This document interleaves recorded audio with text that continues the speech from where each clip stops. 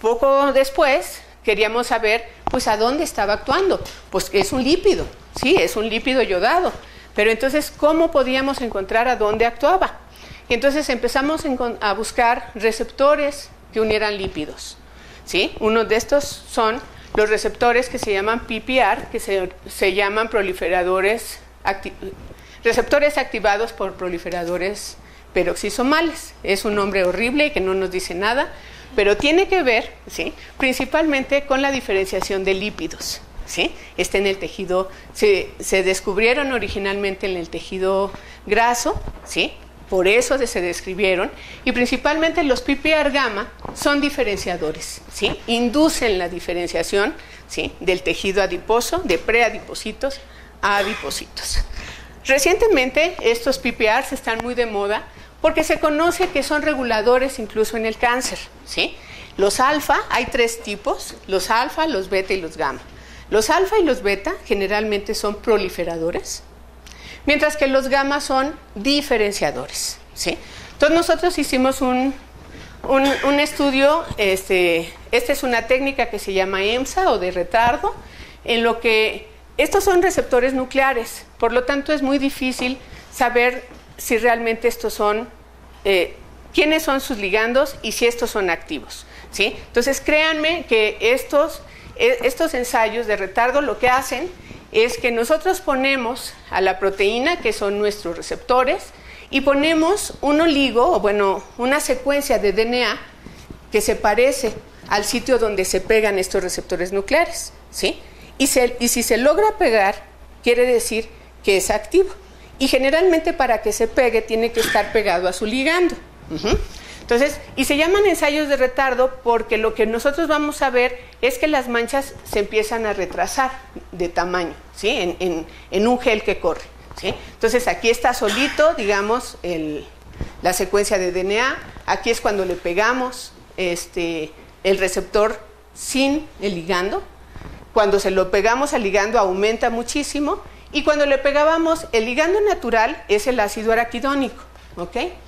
Cuando le poníamos la 6-iodo-lactona, pues también veíamos algo, pero no mucho. Y lo que hicimos fue hacer una estrategia en donde lo que marcamos fue a la 6-iodo-lactona, porque como es yodo, y la podíamos marcar con yodo 125, ¿sí? Entonces lo marcamos y aquí está. Es decir, efectivamente se estaba pegando a estos receptores y era activo. Poco después nos pidieron para poder publicar que demostráramos que de veras había receptores PPR en estas células y que qué le pasaba cuando nosotros estábamos dándole yodo. Entonces, en estas mismas células MSF7, lo que hicimos fue dar diferentes concentraciones de 6-iodo-lactona muy bajita para no matarlas, ¿sí?, y verlas en el tiempo. Entonces lo que vimos, aquí están los tres diferentes tipos de PPRs, los alfa, los beta y los gamma, y como ven, con diferentes concentraciones lo que encontrábamos es que disminuía muchísimo la expresión de estos receptores, de los alfa, no le hacía nada a los beta y aumentaba significativamente los gamma, ¿sí? Es decir, no solamente se unía a ellos, sino que además los estaba induciendo, ¿sí? Posteriormente fuimos utilizando un modelo de ratones desnudos. Estos ratones son inmunodeprimidos, ¿sí?, y permiten que uno les pueda poner células de origen humano y ver en una condición, digamos, in vivo, ¿sí?, cómo se comportan estas células de origen humano. Y entonces probamos dos. Nos parecía muy importante saber si esto dependía o no de esteroides, de hormonas esteroides, de estrógenos. Entonces utilizamos las células MSF7, que son responsivas a estrógenos, y las MDA, MB231, que ya no son responsivas a estrógenos. Estas vienen también de una mujer que tenía un tumor no responsivo a estrógenos, ¿sí? Y lo que encontramos fue lo mismo. Miren, como ven, estos ratoncitos son muy efectivos. En el tumor total, 12 de los 13 animales hicieron tumores, en el caso de las MSF7, y 11 de los 11 los hicieron con las MDA. Es decir, teníamos una muy buena eficiencia de tumoral. Sin embargo, si a estos animales les dábamos 2 semanas antes el yodo, ¿sí?, pues solamente encontrábamos el 50 y el 20%, ¿sí? Es decir, pasaba lo mismo que con las ratas. Estábamos deteniendo la proliferación. Y cuando vimos los centímetros de los tumores que quedaban, pues pasaba lo mismo, ¿sí? Los tumores que se generaban en los controles eran significativamente más grandes que los que se generaban en los animales que tenían el yodo, ¿sí? Sin embargo, si ven, ¿sí?, no logramos destruir el tumor. No hemos logrado desaparecer los tumores, ¿sí? El yodo detiene el crecimiento, pero no logramos que desaparezca. Que se suspende el yodo, se reactivan y vuelven a crecer. Sí, de hecho, mira, estos tumores ya no se reactivan si ya pasó más de 50, 60 semanas. Si mantenemos al animalito por más de un año con los tumores pequeños, esos tumores ya no crecen, ¿sí? Se quedan ahí y cuando los sacamos son principalmente fibrosos, ¿sí? O sea, ya hay una gran sustitución del tejido epitelial por tejido fibroso, ¿sí? Pero tiene que pasar muchísimo tiempo.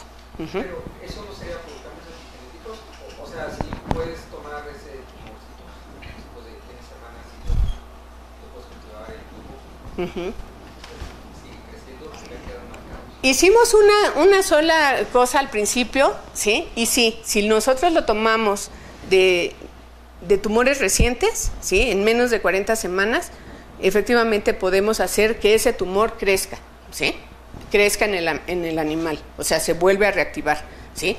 No lo hemos hecho en tumores muy lejanos, ¿sí? Solamente lo hicimos al principio para ver si seguía siendo viable, y después de eso entonces nos fuimos a tiempos muy largos, pero no lo hemos hecho en tumores muy largos, exacto, ¿sí? Y estos son ensayos de invasión. Aquí son ensayos in vitro que lo único que nos prueban es que estas células que son muy invasivas, ¿sí?, pueden atravesar una matriz, ¿sí?, de matrigel, en donde uno pone las células arriba y pone los nutrientes abajo, y la célula simple y sencillamente va a buscar los nutrientes. Si tiene la capacidad invasiva, va a atravesar eso y se va a ir al fondo, ¿sí?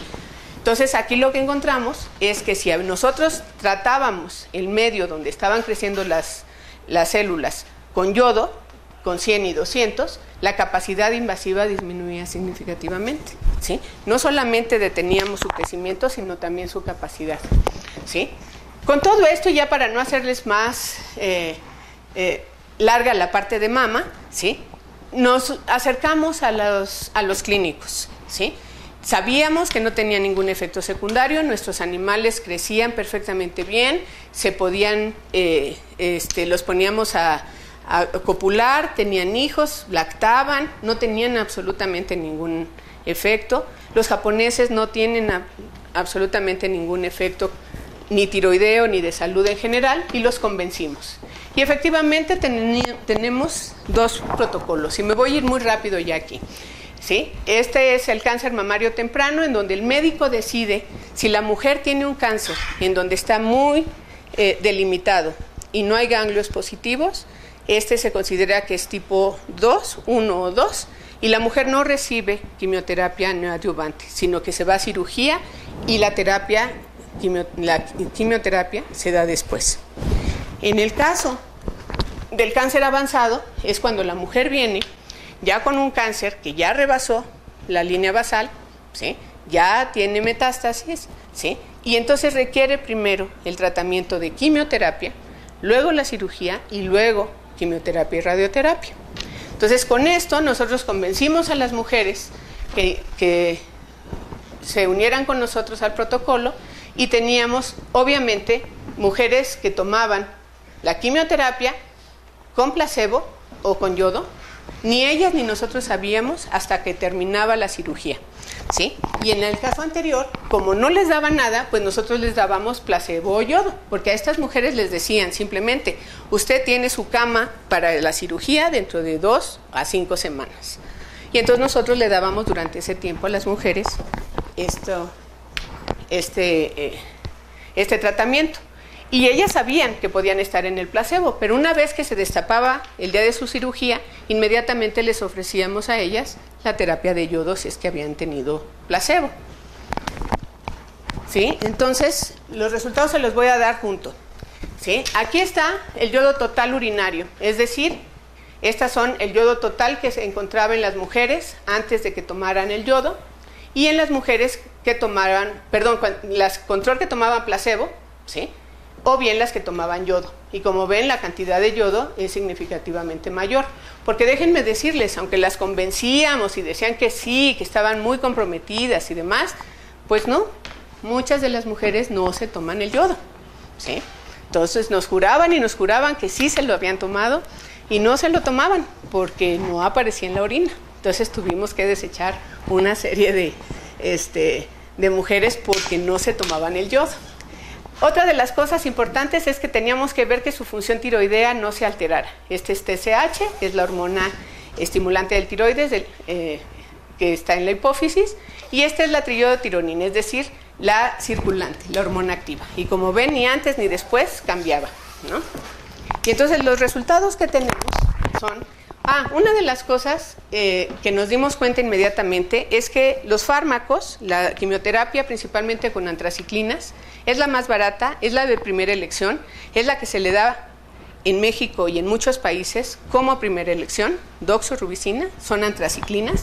Sin embargo, tiene efectos cardiotóxicos muy importantes. Por lo tanto, tienen que hacer una mezcla, ¿sí? Porque es muy efectiva, pero genera efectos cardiotóxicos.